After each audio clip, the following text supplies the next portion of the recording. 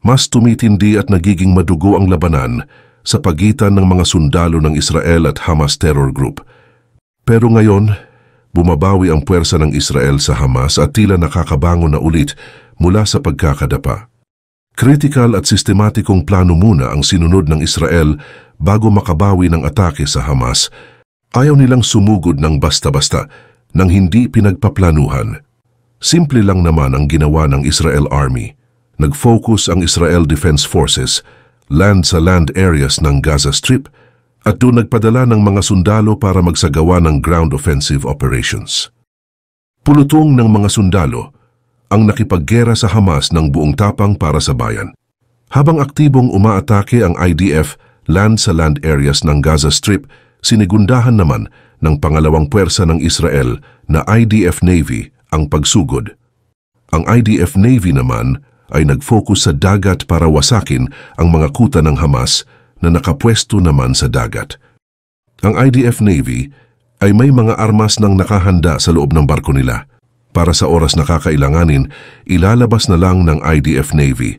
Kaya naman noong mga oras na sumusugod na sila sa Hamas, dinala na ng IDF Navy ang mga armas at pangdepensa sa pampang ng Gaza Strip. Ang mga sundalo at komandante ng dalawang puwersa ay aktibong nakikilahok sa operasyon kaya mas mabilis ang aksyon nila laban sa Hamas. Organisado ang puwersa ng Israel dahilan para magkaroon ng magandang resulta ang operasyon nilang buwagin ang mga kuta ng Hamas at makausad sa mas lalong nag-aapoy na digmaan. Paano nga ba nagawang posible ng Israel ang ganitong estilo ng pag-atake nang hindi namamalayan ng Hamas? Saan sila nagsimula?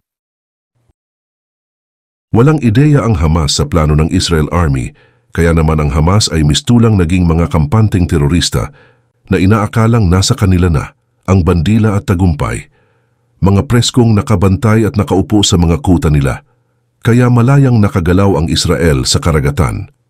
Ang IDF Navy noon ay nakasakay sa SAR-6 ships at matagal na silang nagmamasid sa Hamas ng nakatago. Ang bawat kilos ng Hamas, mga lihim na operasyon at ibang mahahalagang impormasyon ay inaalam ng IDF Navy. Alam ng Hamas at nakikita nila ang SAR-6 ships ng IDF Navy sa hindi kalayuan, lalo't hindi naman maitatago ang pagsulpot ng malaking barko, hindi ba? Pero hindi nila pinansin yon. Ang mga nakolekta ng IDF Navy na impormasyon ang naging matibay na dahilan para magtagumpay sila sa pagsalakay sa kuta ng Hamas sa dagat nang hindi nila namamalayan kung paano at kung kailan. Kasunod ng pag-ataking ito, narating naman ng IDF Navy ang pampang ng Gaza Strip para isagawa ang pangunahing plano, magsagawa ng surprise raid.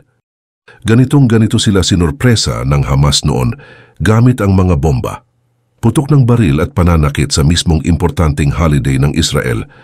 Kaya naman ganito rin ang ginawa nilang pagganti sa Hamas. Isa sa pinaka-nakamamanghang improvement ng Hamas versus Israel war, ang dalawang puwersa ng Israel ay natuklasan ang mga secret tunnels ng Hamas sa Gaza Harbor. Walang habas na winasak ito ng Israel Army at walang balak itira ni katiting na anino. Sa kabilang parte naman, ang mga sundalo naman ng Israel na nasa 188th Brigade at Shet 13 ay narating na rin ang Gaza Port at agad na nakipagsapalaran sa madugong digmaan laban sa mga miyembro ng Hamas na nasa Gaza Port. Napatay nila ang 10 sundalo ng Hamas, kasama ng IDF Land at IDF Navy, ang Combat Intelligence Corps at Air Force ng Israel sa operasyon. Winasak nila ang halos 10 naglalawakang tunnels at 4 na eksklusibong building ng Hamas.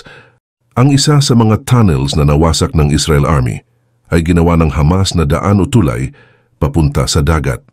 Ginagamit nila ang tunnels na ito para hindi matuklasan ng Israel ang palihim na pagpuslit ng Hamas sa mga kuta nila sa dagat, kahit na mukhang normal at pampubliko ang itsura ng tunnels. May kakaibang operasyon pa lang nagaganap sa loob nito. Kaya lang, dahil sa itsura ng tunnels walang naghihinala at nagtangkang sulyapan man lang. Bukod sa mga nabanggit na pinagagamitan ng Hamas sa tunnels, may iba pang naging silbi ito sa mga terorista. Bago pumutok ang surprise attack ng Hamas noong October 7, Ginagamit na pala nila ang tunnels na training ground bago umatake sa Israel.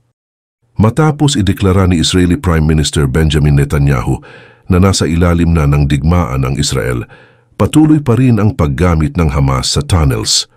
Ngayon, ang tunnel ay nagsilbing daan para magmukhang sibilyan ang mga terorista. Ginagawa nilang shortcut ang tunnels papuntang Israel. Bukod dito, minsan pang ginamit ng Hamas ang tunnel sa pagtangkang pag-atake sa lungsod ng Zikim, pero hindi sila nagtagumpay dahil sa mabilis na pagresponde ng Israel Army. Ang sikretong tunnel na ito ang isa sa pinakamahalagang sangkap para magtagumpay ang pag-atake ng Hamas, kaya naman malaking bagay ang pagkawasak nito para sa kanila. Para na rin silang pinutulan ng dalawang paa. Ngayon, mas nagiging malinaw ang posibleng resulta ng digmaan. Sa kabilang parte naman, ang Nahal Brigade Unit naman na naka-assign sa Al-Shati Camp ng Gaza City ay umuusad na rin. Na-discover na kasi nila ang mga armas at equipment ng Hamas Naval Forces. Kabilang na dito ang mga diving equipment, mga baril, explosive devices, suicide vests, RPGs, anti-tank missiles, at mga mahahalagang dokumento na maaring magamit laban sa Hamas. Ang mga armas at equipment na nadiskubre ng Nahal Brigade Unit ay kinumpiska at winasak. Panibagong plano ang nabuo ng Israel Army para masecure ang Gaza Strip at hindi na muling mapasok ng mga estrangherong terorista. Sa tulong ng Yaltam fighters na parte rin ng puwersang IDF Navy, nirelocate sila sa Gaza Strip para matuldukan na ang palihim na pagpasok ng Hamas sa Israel sa pamamagitan ng pagdaan sa dagat. Sinecure ng Yaltam fighters ang dagat. Specialist kasi ang Yaltam ng mga submarine operations kaya walang duda na nagtagumpay sila sa operasyon. Dahil sa ginawang hakbang ng Israel Army, mas lumiit ang tsansa na pasukin pa muli ng Hamas ang syudad ng Ashdod at Ashkelon sa Israel. Si Captain Shahar ang namumuno ng sabotage company sa Yaltam at masaya niyang ibinahagi sa publiko na nagtagumpay sila sa pananatili ng mahigpit na seguridad sa Gaza Strip. Gumamit ang Yaltam fighters ng mga underwater explosives para atakihin ang mga Hamas divers na pilit pa ring umaasang makakapasok sa Gaza Strip. Ngunit ito ay malabo dahil masyadong matindi ang hydraulic shock na dala ng underwater explosives. May makaligtas man sa mga bomba, hindi pa rin makaliligtas ang mga Hamas divers dahil pulutong na Yaltam fighters ang nag-aabang na makipagdigma sa kanila. Kaya bago pa man makatakas ang mga trespassing, napatay na sila ng Yaltam fighters. Nakakamatay na digmaan ang nag-aabang sa kanila. May mga pinadalang naval patrols, attack boats at IDF Navy sa Ashkelon dahil mas pinahigpit pa ng Israel Army ang seguridad sa syudad ng Ashkelon. Mas maraming sundalo ang inassigned sa karagatan at sa land areas para magsarado ang posibilidad na mapasok ng Hamas ang Ashkelon. Isa pa, ang Ashkelon kasi ang unang syudad na tinarget ng Hamas noong October 7, kaya priority ito ng Israel Army. Patid naman ng puwersa ng Hamas ang panggigipit na ginagawa sa kanila ng Israel Army. Kaya lang ay wala silang magawa dahil na-corner na sila ng IDF Land at IDF Navy.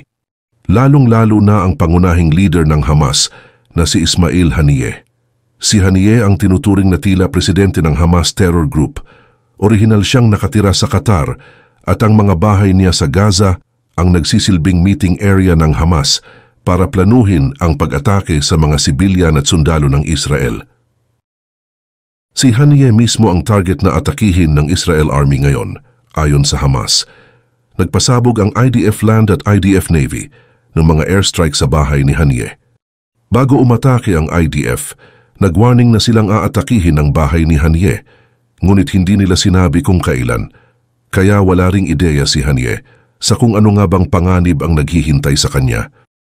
Ilang beses nang nagsalita ang Hamas tungkol sa pag-atake ng IDF sa dalawang bahay ni Haniyeh sa Gaza, pero ito lang ang unang beses na napatunayan at kumpirmado ang mga akusasyon ng Hamas sa IDF. Mismong IDF na rin ang nagpost ng video tungkol sa airstrike na ginawa nila sa bahay ni Haniyeh. Matapos gawin ang mga surprise attacks, nagmistulang lamay ngayon ang mga bahay ni Haniyeh sa sobrang tahimik nito. Binubuhos ng Israel ang lahat ng kanilang lakas upang harapin ang lahat ng mga gulong dinala ng Hamas sa kanilang bansa.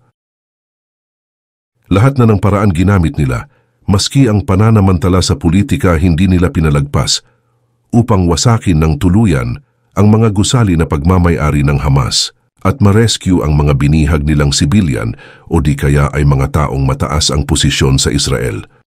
Pati ang mga naiwang hostage ng Hamas sa tunnels ay sinasalba pa rin nila hanggang ngayon. Kaya naman, upang mas mapabilis ang operasyon ng Israel, nanawagan na ang presidente nilang si Isaac Herzog sa mga leaders ng Latin America upang gipitin ang Iran at palayain ang nasa mahigit 200 bihag ng Hamas.